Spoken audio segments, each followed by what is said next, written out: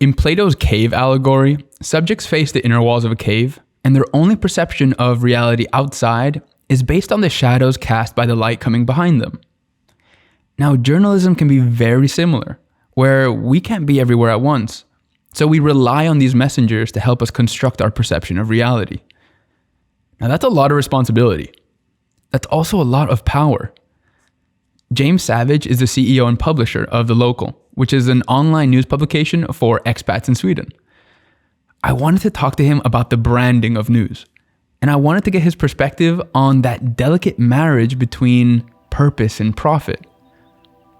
I think you'll find that his enthusiasm on the subject has only increased over time. And I understand. I think we're in a historic moment for news media today.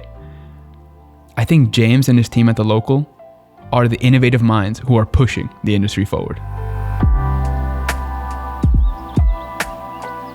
A lot of people already know a lot about The Local. Yeah. But I'm really interested in knowing more about you, the person behind The Local, your aspirations, your motivations. So I kind of wanted to start off with something like a small game. We're going to play this or that, yay or nay, Sweden edition. So number one, we have kanelbulle versus kardemummabulle. Kardemummabulle. Why? It's just a bit more exciting. Perhaps I've been in Sweden so long I've got bored with kanelbulle. So kardemummabulle is the it's edgy. It's secret edgy Got cousin. it. Okay. You know. So now, banana curry pizza, yay or nay? Absolutely not. Never. Hard ever, nay. ever, Hard. ever. I don't understand how that's even a thing. Absolutely Makes no revolting. yeah. I'm not allowed to swear in this, am I? Because I'll bleep it out. It'll make cool. it even funnier. All right, absolutely revolting. Great. Surströmming, yay or nay? Oh yeah, definitely fun. Yeah, that's what I think too. Yeah. It's an experience. Exactly. It's like eating super spicy food. Like you might not enjoy it, but you're laughing with your peers the whole time. Exactly. It doesn't exactly taste good, but it's great fun. And of course you've got an excuse to get yourself blind drunk on it or blind drunk with it. So I mean, that's a good strategy and a good excuse. Yeah. Yeah. And then finally, midday fika or an after work studiestark? After work Storstark. Man, we're on the same page on all of these. I mean, the thing is with the fika, it's kind of interrupting my workflow. So I'd just rather have a coffee at my desk, which is very Anglo-Saxon of me. You know, it's like, you know, it's just like, no, I'm at work, I'm going to work. And it's like this afternoon fika. What? That's true. Yeah. Man, but after work studiestark, yeah, you can't beat that. No, totally great. So also what's really funny to me is that when I was researching The Local for this interview, it was so hard to keep track of statistics because on your website, you boast 5 million readers per month. Yeah. And then on LinkedIn, 7 million readers per month. And then on the podcast Monetizing Media, did I hear right 17 million a month? You heard right. Okay. The thing with traffic figures is it kind of depends which month you measure. You know? Okay. I mean, right now, I would say that we're sort of averaging about 6 million a month. Okay, but still. So it's between, you know, last March we had 17 million users in a single month. That was unusual. That was the pandemic hitting with force across Europe and people really needing information about the coronavirus. Yeah. So there we had a load of people coming to the site, to all our sites all at once and there was a huge amount of traffic at once. But you know, I think in a given month, sort of 6 million is kind of normal. That's amazing. 7 million is the high side of normal and 5 million is the low side of normal. But even instead of just visitors, looking at just the number of subscribers, I mean, when you talked to The Fix in late 2019, you said 13,000 subscribers. And in February of this year, was it this year? Yeah, I think it was this year that you announced on Twitter 40,000 subscribers. Yeah. Every single different source that I look at, the number is increasing. And I think it's just a testament to how fast you guys are growing, which means that you're providing this amazing value to the readers. So that's so cool to see. Yeah, I think so. You know, that's, and for us, that's the most important measure. You know, for us, the traffic is about bringing people to the site so that we can make people, we can turn those readers into subscribers, loyal subscribers. We want to keep them loyal. Anyone can get traffic. You can buy traffic effectively. True. But subscribers you have to earn. And right now, new figure, 46,000. Oh, fantastic. As of one. Yeah. Right now, okay. Right now we're 46,000. We're growing every week, every day, every That's so week, cool. we're getting bigger and bigger. We have fantastic conversions, and we have really good retention.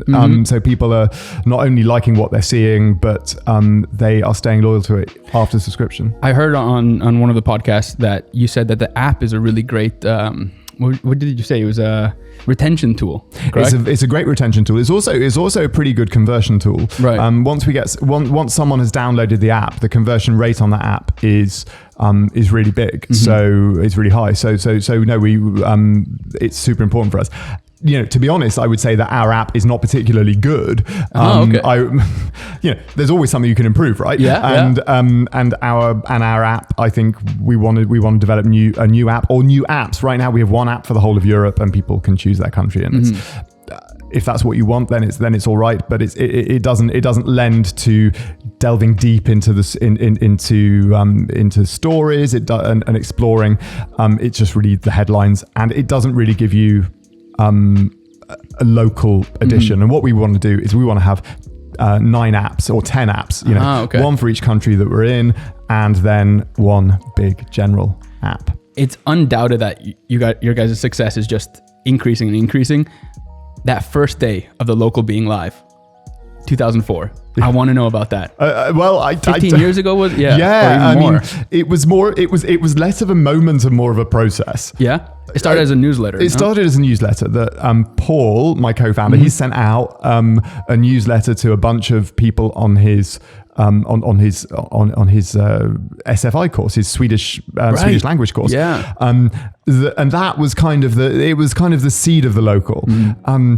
But really what the local has become has developed bit by bit by bit. I joined him after a couple of months, and we started writing a different kind of the local. I mean, how would you describe it? Was it like quirky the local back then, the initial sort of attempt at the local was it was kind of jokey. It wasn't trying to give people the news straight. It wasn't providing any of this practical information, things that you need if you're moving to a new country. Right. A lot of the stuff that we do right now, really focused on a particular audience. It was kind of a slightly sort of, it was a sideways look at some of the things making the news in Sweden this week, which was fun. But when we sat down to look and think, what could this be something? Could this be a product? Could this be something that we could turn into a business? We looked at it and thought, well, that couldn't be. We couldn't make a business out of that. But what could we make a business out of? What's there? What's the demand there? And we drew the conclusion that the demand was even then those people that we would eavesdrop on, that we would overhear at the counter in ICA talking to the checkout clerk in English. And like, okay, well, these people live here. They're clearly doing a weekly shop, but they don't speak Swedish, and they don't necessarily speak English as a first language, but they speak English to get around. And you met some of these people. Okay, you're working in back then it was you're working at Ericsson. That's what people did back then. Yeah, my father. Yeah, right. And lots of people did, and now of course it's a completely different demographic. But it's so much more startups and people working in small independent companies. But then it was very much working in these big companies, and we're like, well, these people living here, they're speaking English in their day-to-day lives. And Sweden encourages that in many respects. You can get by with it at the tax authority and and in ICA, and in your social life by speaking English. But there was nothing to tell people, well, what's going on in the world. Well, what's going on in the world was fine, but what's going on in Sweden on your back door, and how do you navigate this country that you've moved to?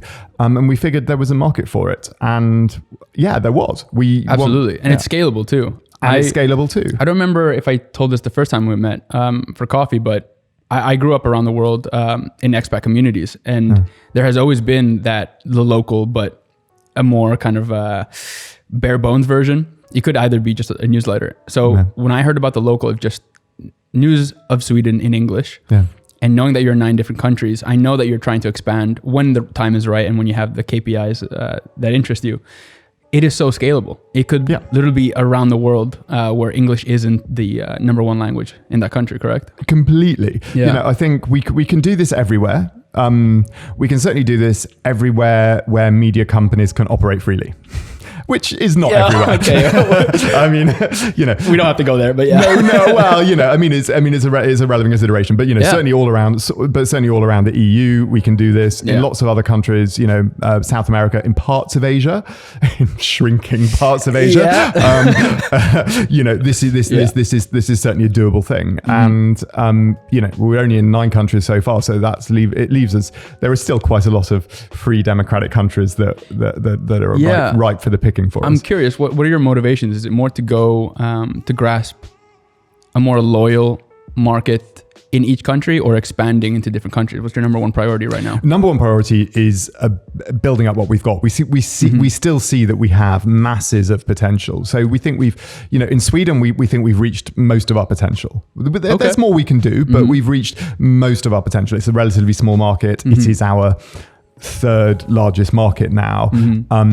But in all the other countries we're in, we think we've got masses of potential left to. Germany and France were really hot for you guys, right? Or what were really, really hot for us. Yeah, as in revenue-wise. Revenue-wise, yeah, no, they're our top countries. Right. They are our top countries revenue-wise, but then we look at them and we say, well, look, if they're relatively comparable in size to Sweden for us in terms of in terms of revenue and in terms of number of members, we're like, well, if we have comparable numbers of members in France and Germany, which are much bigger countries with much bigger expat international communities. That's amazing. Well, then we should be able to grow much. They should be 2x, 3, 4 times the size of Sweden, and so we've got a lot of growth left to do there. But it's really impressive that you do that for. What is it? One journalist per country or one manager per country? How does that work? It varies a bit. In France, Germany, Sweden, Italy, we have 2 journalists per country. Okay. And then in the others, we have 1. Because I'm curious, when you're growing so much and so fast, I think what makes the local so special here in Sweden is that it speaks our language. It speaks our slang. I'm sure there's a balance of wanting to expand, but also needing to find the right journalists who can speak in the same voice, right? Having the right people is everything. It's key. It's the whole thing. Yeah. I mean, really, if you have people who have the voice, who have the who understand the reader, and who are good writers and good journalists, pick the right stories, just know instinctively what's right. You can stare blind at analytics all the time, and you should, but if you don't have the instinct, you're not going to know what to do with the analytics. That's what Bezos says. It's important. It's really I understand. One thing I was also really curious about is how news has changed over time. I remember growing up, news was delivered in such an emotional delivery. It was just facts. And now you see these journalists become rock stars. You have people who become celebrities, and they have Instagram following and they act as influencers. Yeah. What's your opinion on that? Because I know the local, its success comes from a voice in the article. It's cheeky, it's fun. In the general world of journalism, what's your opinion? I think you have to be careful. Okay. You as a journalist, you shouldn't be the story, but you should be trying to explain things in a way that people can relate to as well. So you do have to be relatable, right? But you shouldn't at the same time, you shouldn't distract from the story. I think a good journalistic personality will form that relationship with the readers that will make them want to listen, will engage, and being engaging is super important. Yeah. But when that tips over into constant editorializing, trying to push an agenda that you're not being transparent about, mixing up news and opinion, that's a line I don't think a reputable journalist should cross. So it's a difficult. I think it's a difficult balance. Do you think that the term wouldn't be self-infliction, but that self-insertion into an article, is that why media has polarized a lot of society when it comes to politics? Because once you go into that moment where opinions become news, people consume that, and then that becomes their opinion. Do you think that's the root of that polarization? Well, I think it's part of it. I think that's where we journalists have a bit of a responsibility. Well, if we have a big responsibility to take yourselves out when you're explaining a story, to take your own opinion out of it as much as you can. Look, I have masses of opinions, and I will express them on Twitter, for instance. You have the right. I have the right, and sod it. The opinions are there and they need to get out. Yeah. And some journalists would disagree with doing that, and fine. And I will sometimes write an opinion piece, but if I am talking, say in our podcast, I'm recording the Locals podcast tomorrow. I'm going to be talking about the government crisis in Sweden right now, and by the time people are listening to this, it might be a completely different government crisis. But as it is right now, you've got a big a big split in Swedish politics. I have my views about that. I might even sometimes express them publicly. Maybe I shouldn't. But when I'm there explaining the story to our readers, I've got a responsibility to them to take myself out of the story. Agreed. Yeah. Tell me more about the podcast. I'm so happy that you guys started one, because I see if I got the facts right, the fix said that 10% of podcasts are daily news. I think it's such an interesting trend. I know podcasts went up so much during COVID. Yeah. Perhaps due to screen fatigue. People were so tired of Zoom meetings that they just want to chill out, listen to something good. I'm so happy to see that The Local is doing it. What was the motivation behind that? Was there a certain insight that kind of sparked that desire? It wasn't. I tell you what, the motivation has been there, or the desire has been there the whole time, at least on my part, and the part of other people in the company. But I think the thing about doing a podcast is, well, two things. You need the production quality to be there, right? And you need someone to just get on and organize the bloody thing. I mean, it's not that difficult for a journalist to go on and talk about a subject that they're familiar with, that they know well. But getting the whole format together, getting the whole production process together is, it's a bit of a, it takes some thinking and takes some planning and takes some work. And what happened, in short, is we had two things. First of all, we have because the company's going well, we have money to invest in new things that might not make us money to begin with, which is important. Well, it's inbound marketing. You could find some value in it, and you could find some value in it, but it will take time for that to. It's not like with a podcast necessarily that you put it out there and make money directly. Not at all. No. So that was the first thing. The second thing is we have a great new guy in our digital marketing department. Thomas or? Different. You won't hear him on the podcast, but he's instrumental. He's called James Corden.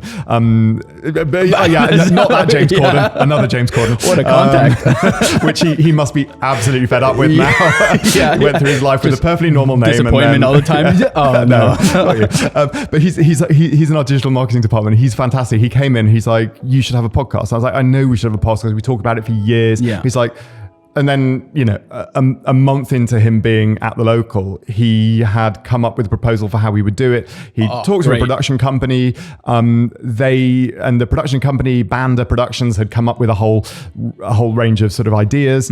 And so sort of between them, they just made it easy. And this sometimes you just get someone great in a company who takes the initiative and does something. He took the initiative, he did this. Wow. And we're so happy that he has.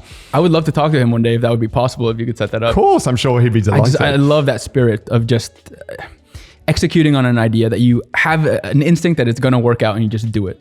Yeah. I think it makes a lot of sense for The Local. And I do think it's a good tactic for inbound marketing on a more business side.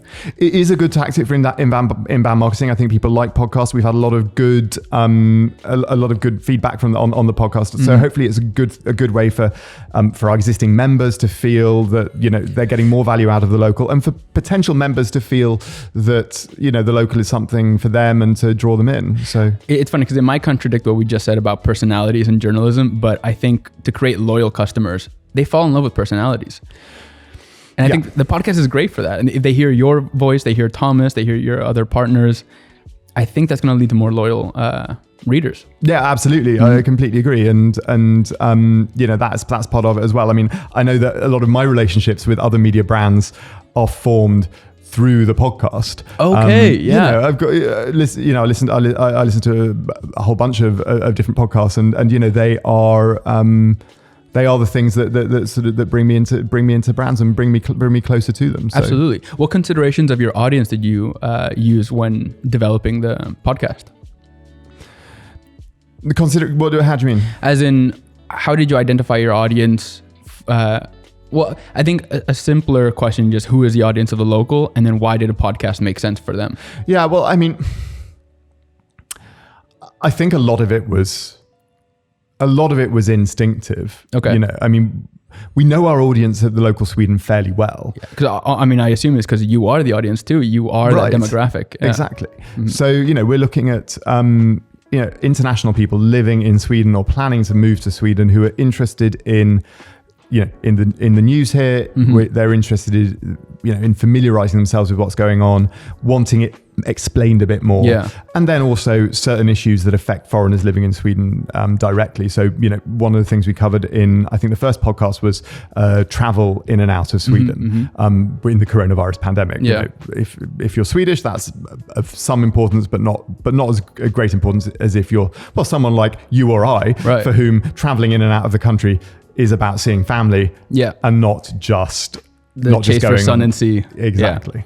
Yeah. No, it's so true. So it's these things explaining Sweden and affecting and things that affect people's lives, and that's exactly what we do on The Local itself. So really, it really is. It's not an audio version of The Local because audio is a completely different feeling and format, but it's the same. It's the same basic sort of values and proposition that we're giving to people. I'm so happy to see that. Yeah, so let's talk a little bit more about the branding of The Local. Yeah. Knowing your audience so well, being that you are the demographic, what branding considerations came into play when you kind of came up with a branding design for The Local?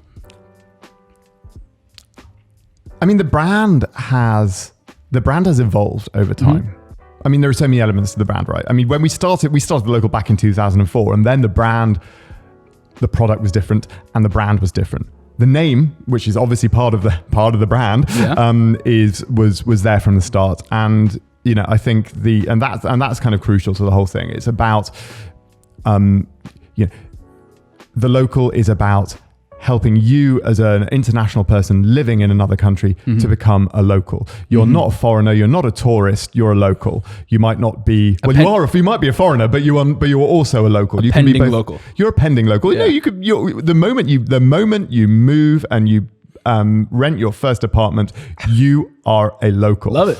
And that's the whole philosophy behind it. It's like, this is going to make you feel at home because you are at home as soon as you move. So that's the core of the brand, basically. And for the first decade or so of The Local, we didn't have much more branding than that. The orange came quite early. Okay. And was there a thought process? I can't remember whether there was a particular logic behind the orange. My co-founder Paul might remember something about that. It was it's obviously a very striking color. It's a very fresh color. It's a happy color. It's a happy color. I love it. Yeah. And it's not that traditional sort of black and white news, sort of traditional Washington Post, New York Times. New York Times. We did not want to be.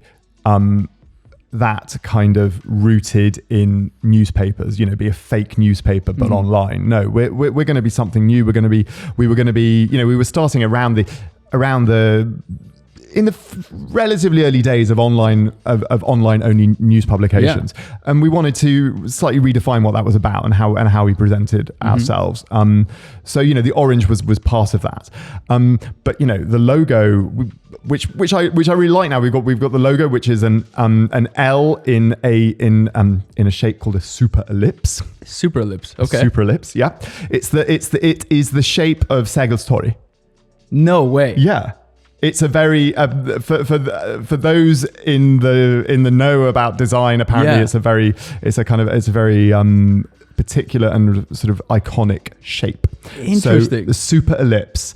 And that was kind of to reflect our roots in Sweden, but to take it out into the rest of the world. So we have the super ellipse, and within that we have the L for the local as the overall brand, and then we also have versions of that with a super ellipse with SE or FR DK, or DE, and so you know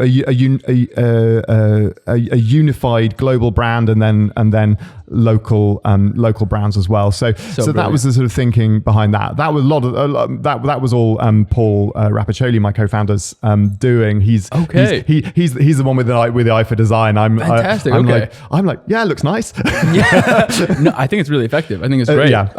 We're really pleased with it, and I think this is a brand that is going to stand us in good stead for many years to come. We feel that we can live with this brand for a long time, and beautiful. We love it. Great. Starting from 2004, how have you seen news writing change over time? I mean, with the resurgence or with the emergence of paywalls and the need for entertaining headlines, has that changed how you present information? Is it a positive or negative change? Many times over. There have been negative changes and then positive changes. I think when we started, we were very much, despite what I've just said about not following the traditional newspapers structures and some of their sort of branding traditions in terms of how we wrote the news, it was very much based on that traditional newspaper headline structure and writing style. The inverted pyramid where you start with the most important things and then work your way down and all of that kind of stuff. Very old school. But then when viral news became a thing, when that was really the only way to get traffic up, and the only way to earn money was to get really big traffic numbers, clicks. We were having to. I wouldn't say we do clickbait. We probably did some clickbait, but we were at least having to chase numbers. We were having to chase clicks, and that dictated how we wrote stories. You would sometimes write headlines that would be not necessarily misleading, but would be, it would warrant a double check, or it would warrant wanting to learn more. It would warrant wanting to learn more, and perhaps, it might maybe slightly misleading. You went to school of economics in London, correct? London School of Economics, yeah. But I studied history there. Yeah, I saw. That was interesting. But then at the University of Arts in London, you studied. I studied journalism, yeah. Broadcast journalism, actually. Was that taught at all? Like how to write for a headline? Well, I studied broadcast journalism, which I thought was actually quite useful when writing for the internet. Because back then, if you were studying print journalism, you were studying print. I mean, print journalism. Traditional. God, yeah. I'm that old. It makes me feel ancient. Nay, come on. But you were basically writing. Of course, the internet existed then, but newspapers were writing for print, and. I think the good thing with studying broadcast journalism is you were right. We were learning to write news, but learning to write news in a way that was different, that was trying to that was much more informal in a way. You're writing for the spoken language rather than the written language, and in a way that's a little more similar to how you now write news, particularly online. Absolutely. And you see all advertising as well. Before, all the body copy would be so formal and elegant, but now their advertising agencies are trying their hardest to just sound like us. Yeah, I would love to see that trend with news as well. Which I think there's a bit of space for both, and I love reading sort of long form journalism in places in The Economist, for instance, and it's it's beautifully sort of crafted.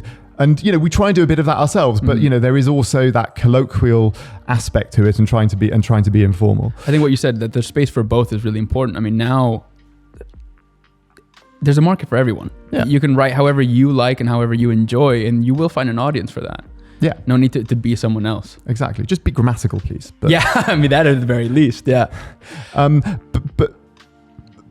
But after we did this, after there was the period of there was a clickbait era. Yeah. Okay. and where we're earning money on the number of people who visited our site, programmatic advertising, and being able to tell advertisers we had X number of page views or whatever. Right. That was the important thing. What has changed now, again, though, is that writing for subscribers, for members, that is a very different equation, because suddenly then trust was always important, but when your readers are also your customers, trust is everything. So sober headlines suddenly work better again. People want headlines that are very clear and sort of explanatory, that explain what's going on in the story, give a very clear lead about what they're going to expect further down in the story. And I think that's really healthy. It's one of the things I really love about subscriptions. It's you'll know that when you're writing for clicks, the members are the product that you're selling to advertisers, and when you're writing for membership, the members are the customer. You become customer centric. Yeah, and that's great. I love the passion when I hear this. You've been in the game for so long, but it seems like you still have that same seed of a passion to wanting to connect with an audience. I love that. I'm more passionate now than I was before, and I'm more passionate about it now because I really feel that that when you're writing for subscribers, you're delivering value, and it gives us a focus. When you're writing for clicks and advertisers, your focus is divided. Yeah. But now our focus, we still have advertisers, and we want their campaigns to succeed, and that's great. Of course. But fundamentally, our main aim is to write great stuff that our members and I know when COVID just recently hit, you were very frank with your readers too, and you said, subscribers. Would you call them subscribers? Yeah, subscribers. Subscribers. We call them members. Members, right? But yeah, they're really the key to your business doing well in terms of quality of work, right? Yeah, you were very frank with that. We were really frank, and I think it's been really important for us to be frank to members and to non-members, to say, if you don't pay, we will not exist. If you value what we do, you must pay for it. And this was something we've had to say from the beginning, but obviously during COVID it became even more crucial, because we saw advertising spend fall very rapidly and very dramatically in March and April last year. It's recovered since, which is great, but it became really important then to hammer that message home. But we were doing it right from when we launched membership here in Sweden, and at the end of 2017, it was the message from the start, because it's true. I mean, the reason that we're doing this is because there is no other way for us to fund what we're doing. And lots of people have this view that, or had the view at the time, when there's a lot of the feedback we got, it's like, guys, just sell ads. Have you not heard about selling ads? It's great. You can make money, and then you can give it to us for free. It's like, well, yeah, we've tried that, and we can make some money from ads, but we can't rely on that money. I think also the name of this podcast is Ingen Reklam Tack, after ad fatigue. I put the name because I think it's a healthy reminder that no one wants to see ads, because it puts a pressure on us as creatives to create actually good work. But I think the membership model is the future. I think the membership model is at least most of the future. Yeah. What's happening in every industry. Yeah. To music, to video entertainment, to news now. Yeah. I think it still has to go a lot higher than now. I think so too. I think that, I'm not rolling back from what I've said, but I do think there is a place for ads. I mean, there is still a role for them, but I think, those ads need to be really, really relevant, and not relevant in the way that some robot somewhere has decided to follow you around the internet and chase you with, that hotel you booked 10 minutes ago, it's trying to get you to book it again for some reason. I don't know what, terribly clever, but I don't know what that's about. But really, really, really relevant ads for a niche audience. We have advertisers on the local that I think really sort of adds to the reader experience in the sense that they inform the readers about a product or service that's pertinent to them. And, when you can do that, I think it's great. And it almost becomes complementary rather to the whole experience rather than a detraction. So how does that work? I mean, because I know nothing about the ad buy process. Do these companies ask you like, hey, we want to sell this service? What would be an upcoming article that would make sense? How does that work, that conversation? No, so the way we're doing advertising now is that we target companies that we think would make sense to advertise on the local. Okay. And sometimes they come to us and say, we've seen the local, we think would be all right for us, and that's great. Often we go to them and when we target the right companies, it really works. They get great results. Our readers don't feel that the advertising content disrupts the experience. Yeah. It's not it fits in nicely, and then everyone wins. Our readers are informed about clearly marked commercial content, but they're informed about something they wouldn't otherwise be informed about. They create relationships with brands. Some of those brands are public sector, some are private sector. Yeah. And some of it's very informational, just literally sort of public information. Yeah. But and then that's super useful for them, and that's great. And we earn some extra money, which is also really nice, and that's the whole reason. Never deny that. Yeah. No, I mean, we wouldn't survive on membership alone, but we certainly wouldn't survive on advertising. Would that be a dream alone. for you? If you were given the option, membership alone, would you take it? No, I don't necessarily think we would, but it's nice to be able to tell advertisers who don't fit in that we don't need your money. I see. I mean, that's, I think, to take relevant advertising, where we think we can deliver for the advertiser, where we feel that it's not going to either offend or disrupt the readers. That's really important. We had dilemmas a few years ago about, we had gambling companies coming to us saying, will you take the advertising? Oh. And when we were only advertising funded, we didn't have that off capital. Can you bleep that? I think that's actually taught at Harvard Business School. Off capital. Yeah. It's off capital. And that's really useful. We can now say to unsuitable advertisers, F off. Very elegant. I like it. Is there anyone in the industry that you think deserves some positive attention? Perhaps someone who's rising up in the industry that is really changing the way things are done, or just simply deserves some positive attention?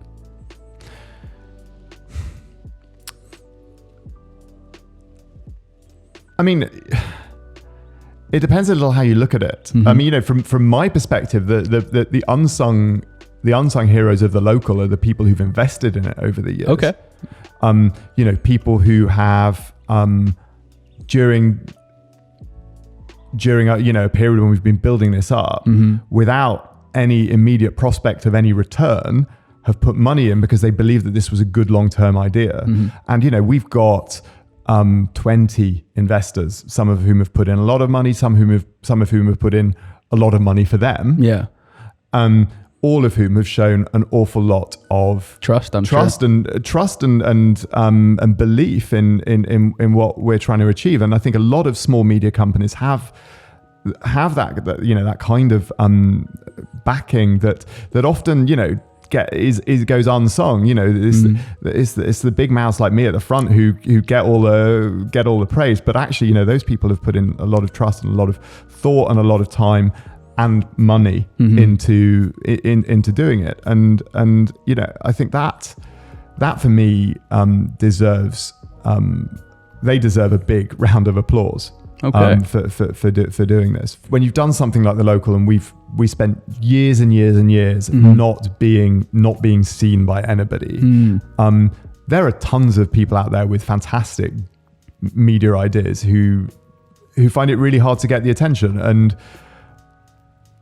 and I guess my shout out is all the people who are working damn hard out there with a great idea and who deserve the attention. And